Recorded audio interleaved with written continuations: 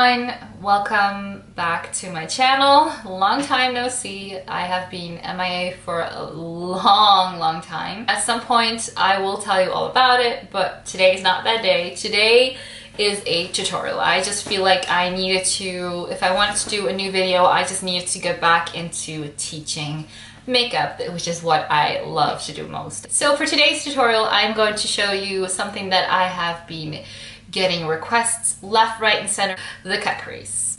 The cut crease can seem very overwhelming, of course, but trust me, it is not. If we just take it step by step, I assure you, you can do a cut crease. As you can see, I look pretty crazy because I did two sides. I did one side a little bit like party, a little bit funky, a little bit elongated, and then the other is more of like a neutral cut crease. And just to show you that even in an everyday look, you can apply the cut crease method. If you want to see how I did both of these, I just figured I'd give you something to choose. Please keep on watching and don't forget to like, subscribe, all of that jazz. All of my socials are linked down below. Go follow me, join the community, let's be friends, of course. Let's get started, shall we? Okay, so I did my brows and my base off camera. The base that I used is the P. Louise Base Pro. Absolutely love it. So what is a cut crease? A cut crease is a blown out crease, like blended to perfection, and the line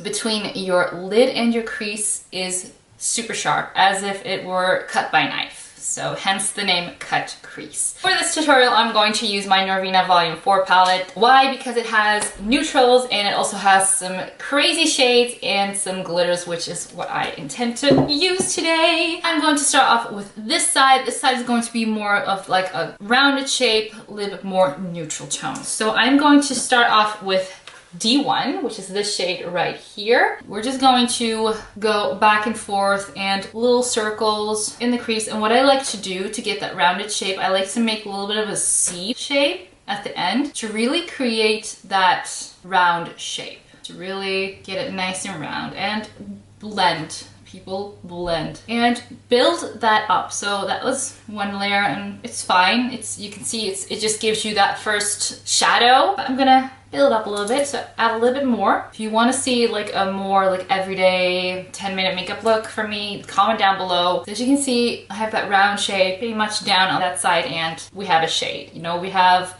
a little bit more depth. I'm gonna take B3 because I want to keep it nice and warm. Whereas the last color I was really blowing it out upwards. I'm just going to keep this one as close to like my real crease as I can. So you really get a gradient effect. And you can do either small circular motions if you're fine with that, or you can just go back and forth and windshield wiper motions. Just make sure you blend it out really nicely. As you can see, there's a lot more depth and it really goes from dark to light.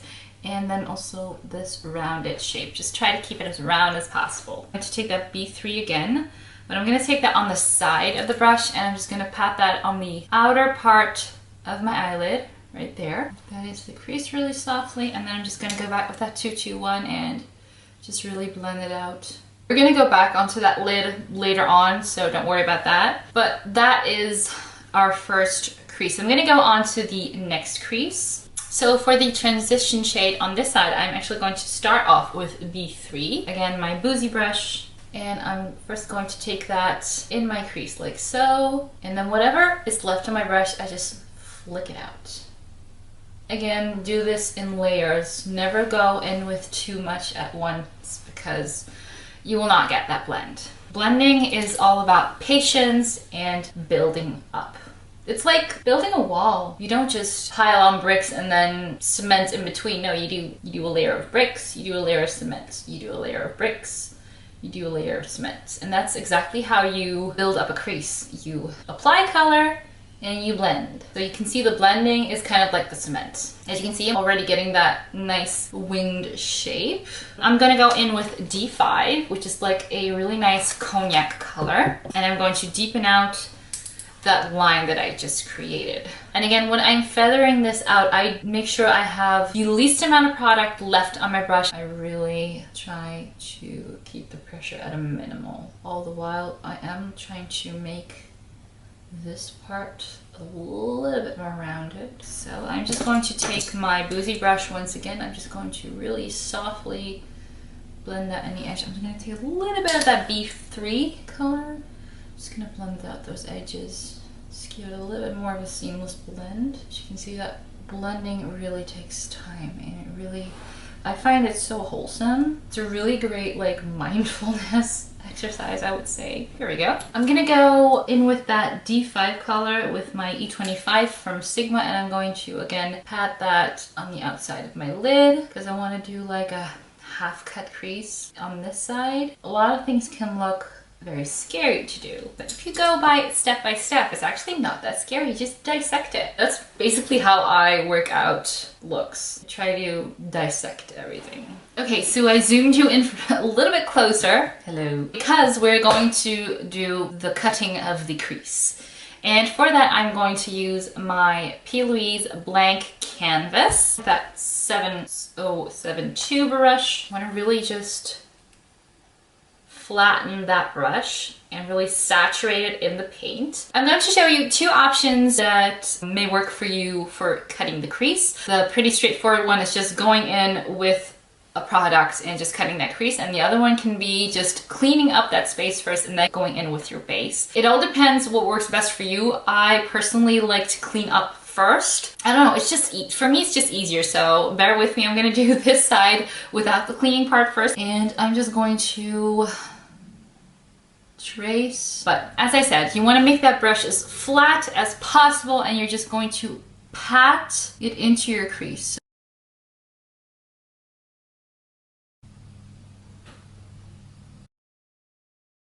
And for the other side, of course, you're gonna need some cotton swabs and some micellar water or some eye makeup remover. I'm just gonna use some micellar water, and I just put that on my Q-tip, and I'm just going to... What I like about doing the cleaning first, also, you can really do it on feeling. So I try to rub it against my socket. And for this cut crease, I'm going to do a half. So I'm going to keep this line clean. So I'm going to stop halfway and then make this a clean slate. That is the cleaning part, and then we're gonna go back into that paint. I just decided to do a white paint on this side because I'm gonna work with a bright colored glitter, and I figured, you know what, it's gonna look awesome. So I'm gonna use the Fresh Ink cosmetic paints in Re-White, flatten it out and just again do it on this side. And for me it's easy to trace because I already see a visible line. So that is basically how you cut a crease. Okay, so now comes the fun part. We're going to apply our eyeshadows over top of our base. Okay, so now for the fun part, we're going to apply the shimmer shades on our lids. On this side, I'm going to be using B1, which is this awesome light gold shade. Whack that on, and again, take our time applying that shade. What I like about these P. Louise paints is that they dry matte, whereas the base stays tacky, paint dries matte, which is good because then you have like options. If you don't like a tacky base, you just always use the paint as a base for your eyeshadow. I'm gonna finish off this eye real quick. So that brown shade that I use in the outer corner, I'm just going to softly finish off that eye look with a little bit of a fade from light into dark. Always make sure you go outside and never go inside out, because if you get that shimmer eyeshadow on that matte side, it's gonna look really muddy and just as a big mess. So you really want to work outside in. Now onto the other side, which is gonna be the fun part. I'm going to take A2, which is a gorgeous, it's like a pink, blue, purple duochrome glitter eyeshadow. It's not like a pressed glitter. There are pressed glitters in this palette, but this is like more of a eyeshadow base, and then with a lot of like shimmers packed into it. Look at that color. I don't know if you can see that. It's absolutely stunning. You'll see it on my lid real soon. So I'm just gonna again pack it on. God, I love these colors for spring. And now I'm gonna go in with that D5 color and again blend on the edges.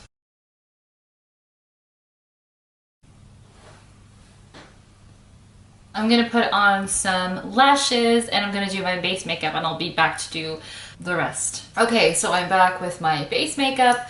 I'm gonna finish off the eyes. First, I said I was gonna come back with lashes, but need to finish the rest of the eyes, of course. I did tight line with a little bit of pencil. I used brown coal on top of this one, and then this one I just did round with a black, so you can see it just adds a little bit more volume to my lash line. But for this side, I'm gonna go into that B3 again with a pencil brush, and I'm just going to smudge that on my lower lash line, like so. And then I'm gonna take a little bit of MAC's Nylon on my inner corner. Now for this lower lash line, I wanted to do a little bit something something. So I'm actually going to mix C4 and A3. I always like to start in my outer corner, working in, and then I'm gonna work outwards. So.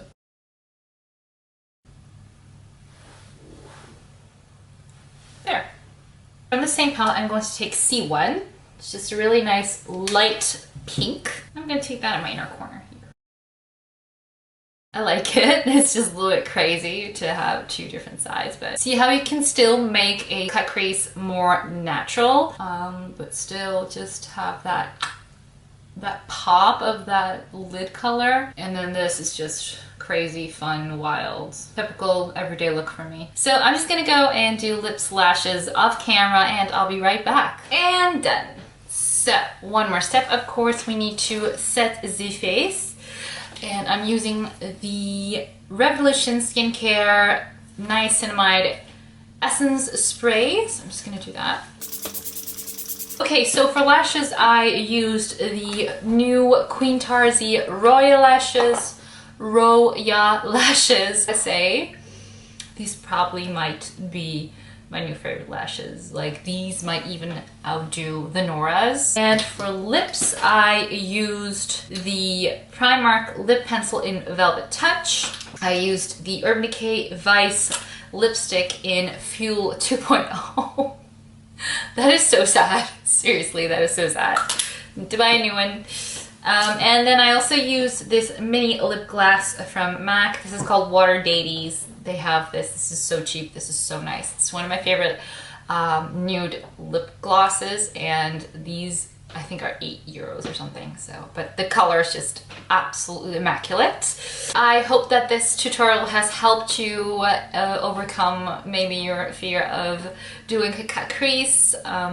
This is just the easiest way I can think of to explain how to do one. And yeah, if you do a cut crease, if you want to recreate one of these, just be sure to tag me on all of my socials. I have my socials linked down below. A follow, of course, wouldn't hurt as well. If you like this video, please give it a big thumbs up. That would really help me as well. And if you're not subscribed already, please do. And don't forget to click the notification bell, so every time I upload, you will be notified. If you have any questions at all regarding makeup or skincare, just please let me know. Let me know in the comments below, or DM me on Instagram. I'm happy to help you. That is the end of this video. Like, I've been rambling for ages, so I'm just gonna shut up now and enjoy the rest of your day, and hopefully I'll see you in the next video. Thanks so much for watching. Bye-bye.